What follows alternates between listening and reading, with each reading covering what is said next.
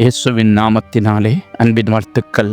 வேதாகம பகுதியில் நாம் இன்று காணப்போவது சில்பாள், பில்காள். சில்பாள், பில்காள் இருவரும் லாபானின் வேலைக்காரிகள். லாபான் தன் மகள் லேயாளின் திருமணம் முடிந்தபின் அவளுக்கு உதவியாக இருக்க சில்பாளை லேயாளுக்கு வேலைக்காரியாக கொடுத்தான். கூச்சக்கண் பார்வையோடு இருந்த லேயாள் அற்பமாய் எண்ணப்பட்டாள். ஆனால் கர்த்தர் அவள் கர்ப்பந்தரிக்கும்படி செய்து அவள் சகோதரி ராகேல் கர்ப்பந்தரிக்கும் முன்பே 4 குமார்களை கொடுத்து ஆசீர்வதித்தார். 4வது மகன் யூதா பிறந்த பின் லேயாள் தன் பிள்ளை பெறுகிறது நின்று போனதைக் கண்டு தன் வேலைக்காரி சில்பாளை யாக்கோபுக்கு மனைவியாக கொடுத்தாள். சில்பாள் பெற்ற பிள்ளைகள்தான் காத், ஆசேர். இவர்கள் இருவரும் இஸ்ரவேலில் 2 சந்ததி உருவாக காரணமாய் இருந்தார்கள். பில்காள் முதலில் லாபானின் வேலைக்காரியாக இருந்த பில்காள் லாபானின் இளைய குமாரத்தி ராகேலின் திருமணத்திற்கு பின் லாபானால் ராகேலுக்கு உதவி செய்ய வேலைக்காரியாக கொடுக்கப்பட்டாள். தன் கணவனால் மிகவும் அதிகமாய் நேசிக்கப்பட்ட ராகேலுக்கோ அநேக வருடங்கள் குழந்தை இல்லை. எப்படி ஆபிரகாம் வீட்டில் வேலை செய்த ஆகார் சாராயால் ஆபிரகாமுக்கு கொடுக்கப்பட்டாளோ அதே போல பில்காள் ராகேலால் யாக்கோபுக்கு மனைவியாக கொடுக்கப்பட்டாள். பில்காள் பெற்ற பிள்ளைகள்தான் நப்தலி, தான் வம்சத்தை சேர்ந்தவன் தான் மனோவா. நியாயாதிபதிகள் 13:2. மனோவாவின் குமாரன் சிம்சோன். இவன் இஸ்ரவேலின் 14வது நியாயாதிபதியாக ஏற்படுத்தப்பட்டான். நப்தலி மூலம் ஒரு பெரிய ஜாதி உருவாயிற்று. இப்படி இஸ்ரவேலிலே 2 கோத்திரம் உருவாவதற்கு காரணமாயிருந்த பில்காளிடம் பரிசுத்தம் இல்லை. லேயாளின் மூத்த மகன் ரூபனால் கற்பழிக்கப்பட்டாள். இது வெட்கத்திற்குரிய செயல், தகாத உறவும் கூட. அவள் தன் கணவனுக்கு மாத்திரம்தான் சொந்தம் என்பதை உணரவில்லை. இச்செயல் அவள் தன் கணவனுக்கு செய்த துரோகம். எல்லாவற்றிற்கும் மேலாக விபச்சாரம் செய்யாதிருப்பாயாக என்ற தேவ கட்டளையை மீறியது தேவனுக்கு விரோதமான பாவம். இச்செயல் அவள் தன் சரீர இச்சையை அடக்கி ஆள முடியவில்லை என்பதை உணர்த்துகிறது. பில்காள் மாம்ச இச்சைக்கு இடம் கொடுத்தாள். இது தேவனுக்கு விரோதமான பாவம் என உணர்ந்து ரூபனிடம் மறுப்பு தெரிவித்து அந்த தவறான உறவிலிருந்து தன்னை காத்திருக்கலாம். தேவன் தன்னை காண்கிறார் என்ற உணர்வு அவளுக்குள் இருந்ததாக தெரியவில்லை. ரூபன் அவளுக்கு மகனை போன்றவன் தான். யாக்கோபின் மூத்த மகனாக பிறக்கும் பாக்கியத்தை பெற்ற அவனோ தாயின் ஸ்தானத்தில் வைக்கப்பட வேண்டிய ஒருத்தி மீது கண்களை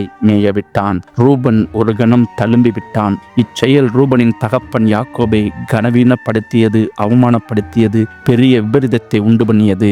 தகப்பனின் மஞ்சத்தை கெடுத்தது. ஆண்டவரோ இச்சையுள்ள பார்வையே நமக்கு வேண்டாம் என்கிறார். இருவரும் துணிகரமாக இப்பாவத்தை செய்ததின் விளைவு என்ன? குடும்பத்தில் மூத்த மகனாய் பிறந்த சிரேஷ்ட புத்திர சுதந்திரத்தை அடையும் பாக்கியத்தை பெற்ற அவன் கோத்திரத்து அட்டவணையிலேயே முதற் பிறந்தவனாக எண்ணப்படாமல் அவனுடைய சிரேஷ்ட புத்திர சுதந்திரம் யோசேப்பின் குமாரருக்கு கொடுக்கப்பட்டது. 1 நாளாகமம் 5:1. ரூபன் உலக மேன்மையையும் குடும்ப சுதந்திரத்தையும் என்றென்றுமாக இழந்தான். ரூபன் முதற் பேரானவனாக இருந்தும் அவனது சீர்கெட்ட வாழ்வால் அவனது ஆசீர்வாதமான 2 மடங்கு சொத்துரிமை யோசேப்புக்கு கைமாறியது. எப்பிராயும் மனாசேயும் யோசேப்பின் குமாரர்கள் இதில் பங்கடைந்தனர். மூத்த மகனுக்குரிய சிறிய பிறப்புரிமையான குடும்ப தலைமை பதவி யூதாவுக்கு கைமாறியது. இத்தகைய ரூபனின் செயல் நாம் பிறப்புரிமை ஆசீர்வாதங்களுக்கு உரிமையானவர்களாக இருந்தாலும் அதை ஒழுங்கற்ற வாழ்க்கையால் கெடுத்து விடலாம் என்பதை நமக்கு எச்சரிக்கிறது. அதற்கு மேலாக நாம் நித்திய மேன்மையும் பரலோக சுதந்திரத்தையும் இழந்து விடுவோமோ? எவ்வளவு பரிதாபம்!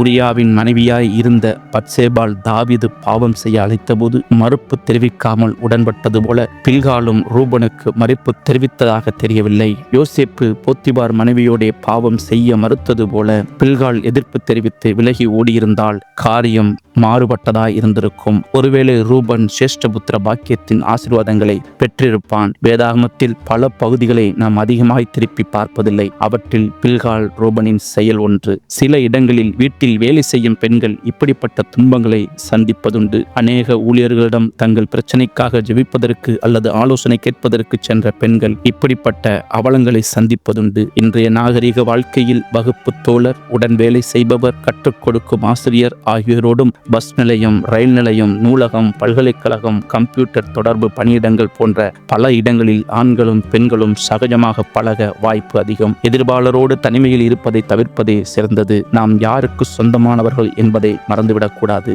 அற்ப சந்தோஷத்திற்காக நம்மை விற்று போடக்கூடாது. மரணமே நேரிட்டாலும் எப்போதும் தேவனுக்கு பிரியமாய் நடக்க வேண்டும். பரிசுத்தத்திற்காக துணிச்சலுடன் நிற்க வேண்டும். அதற்கு கர்த்தர் பலன் தருவார். எவ்விதத்திலும் தளம்பின வாழ்வு நமக்கு வேண்டாம். நமக்கென்று தேவன் தேவன் கொடுத்த வாழ்க்கையில் பரிசுத்தமாய் வாழ வேண்டும். ஒருவேளை நாம் இச்சையில் விழுந்திருந்தால் உடனே எழும்பி அதிலே நிலைத்திராமல் மனம் திரும்பி பரம தகப்பனிடம் வருவோம். அவர் நம்மை ஏற்றுக்கொண்டு வாழ்வு தருவார். உபாகமம் 5:21 பிறர் மனைவியை இச்சியாதிருப்பாயாக என்று கூறுகிறது. 1 கொரிந்தியர் 6:18 வேசித்தனத்திற்கு விலகி ஓடுங்கள் என்று பவுல் நம்மை எச்சரிக்கிறார். 1 கொரிந்தியர் 6:15 நம்முடைய சரீரங்கள் கிறிஸ்துவின் அவயங்கள் என்றும் கிறிஸ்துவின் அவயங்களை வேசியின் அவயங்கள் ஆக்கக்கூடாது என்றும் கூறுகிறார். 1 கொரிந்தியர் 7:2 வேசித்தனம் இல்லாதபடிக்கு அவனவன் தன் சொந்த மனைவியையும் அவளவள் தன் சொந்த புருஷனையும் உடையவர்களாய் இருக்க வேண்டும் என்று ஆலோசனை கூறுகிறார். தேவனுக்கு உடையவர்களாகிய நாம் நம்முடைய சரீரத்தினாலும் ஆவினாலும் தேவனை மகிமைப்படுத்தி வாழ கர்த்தர்